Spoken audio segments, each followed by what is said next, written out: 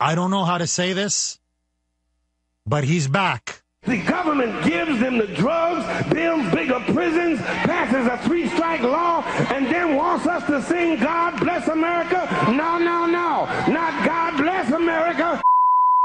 America that's in the Bible for killing innocent people. America for treating us citizens as less than human. Yep. Reverend Jeremiah Wright, America is back.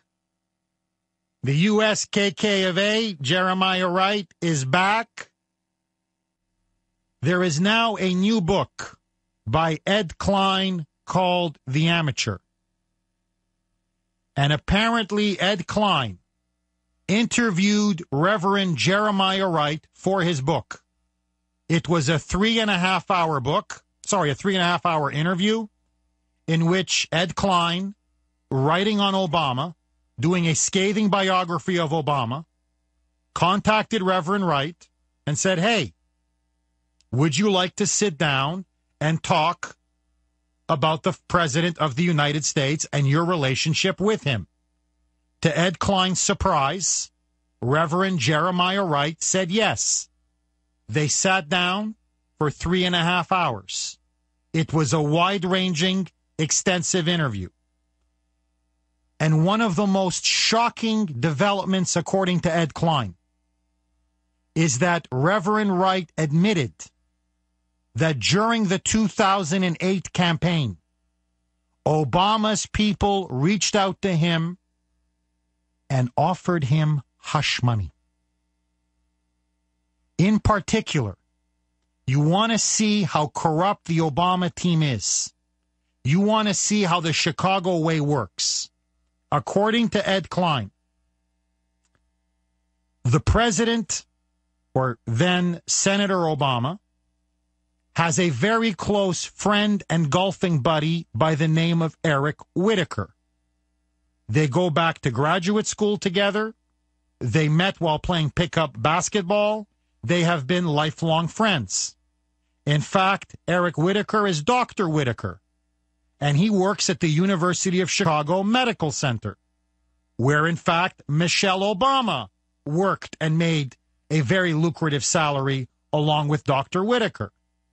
And by the way, before I continue with this story, do you know who just recently got a $6 million federal grant from the Obama administration? You guessed it. Dr. Whitaker's University of Chicago Medical Center. One hand washes the other.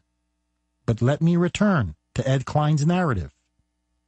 Ed Klein says that apparently the Obama campaign in 2008, when Reverend Wright and his hateful anti-American rhetoric, his racism, his black liberation theology, his anti-Semitism, his hardcore Marxism, when all of this was coming out, when all of this venom was coming out, they were in a panic.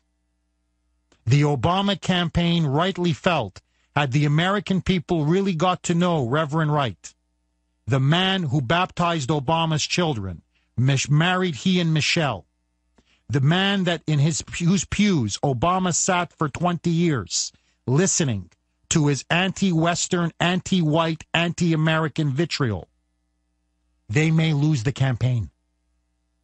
So Obama sends his good friend, Dr. Whitaker, to offer Wright $150,000 if he will just keep quiet. Whitaker sends an email to a member of Wright's church saying, please, just shut up and you'll get $150,000. Wright says, no, I cannot and I will not be bought off. So Obama himself, according to Ed Klein, the biographer and author of Amateur, says Obama then walked over to meet Wright personally, begging him to keep quiet.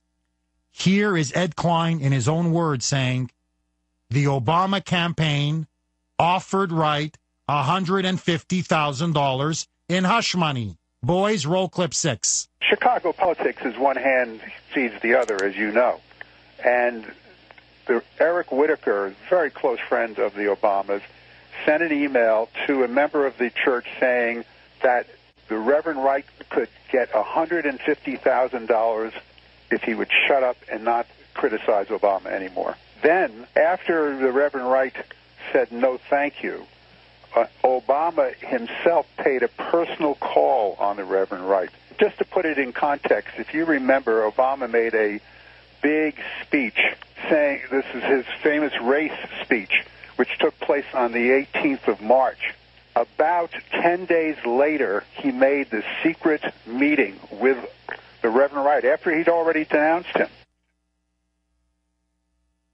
If Ed Klein is right, and I have no reason to doubt him, this is a scandal of major proportions. Because what happened here, this may be normal in Chicago, but in the rest of America, this is not only wrong and unethical, it's illegal. If the campaign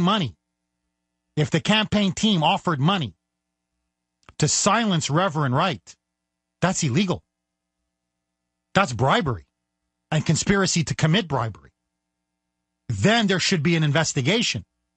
Congress should look into this. And in fact, what I would do if I was a Republican member of Congress is I would subpoena Reverend Jeremiah Wright.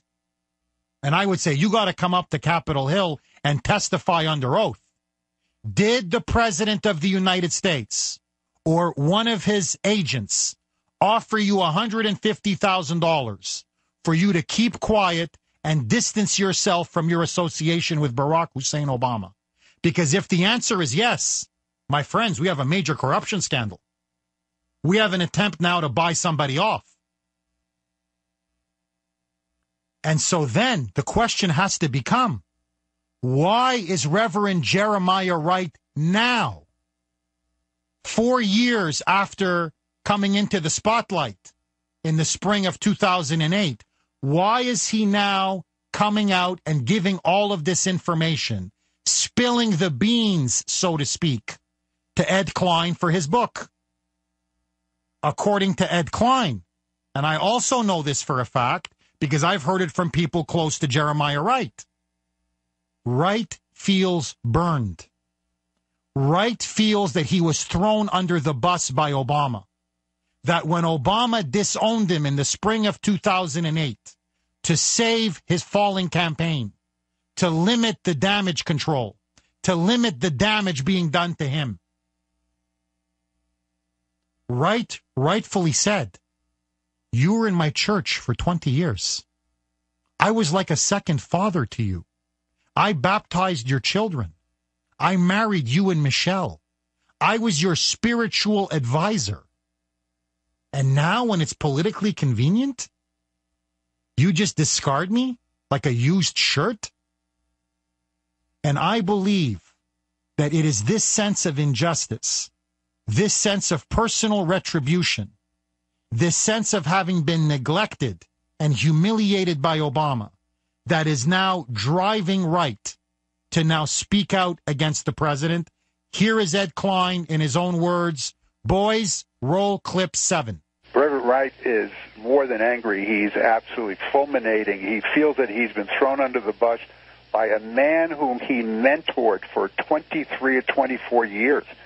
You know, all of us, complain about the fact that Obama sat in that church and listened to that hate speech for 20 years. But what we don't realize is that even before he became a member of the church, he was very close to the Reverend Wright, who was like a second father to him, and who was his spiritual advisor, his political advisor. Bingo. Klein has it dead on. Wright was the spiritual embodiment of Obama. Wright was the one that indoctrinated Obama in the politics of anti-Western, anti-colonial socialism.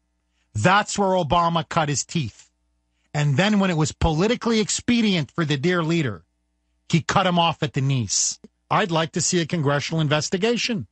I'd like for us to get to the bottom of this. Bring him up on Capitol Hill, subpoena him, have him testify under oath in front of the Government Reform Committee, let Congressman Darrell Issa head this baby up, and start subpoenaing people.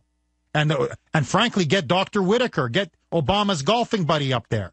Did you offer him $150,000? Were emails sent to members of Obama's church, as Ed Klein claims and as Reverend Wright claims? We can track down those emails. And if you can prove it, my friends, you have the mother of all corruption scandals. You want to talk about pay to play. You want to talk about hush money. You want to talk about bribery. You want to talk about corruption. They're trying to buy a guy off. They're trying to buy off his silence. This breaks campaign laws. This breaks bribery laws. This is, this is a scandal from A to Z. Conspiracy to commit bribery. People could end up in jail. This reaches all the way potentially to the White House. Where are the Republicans?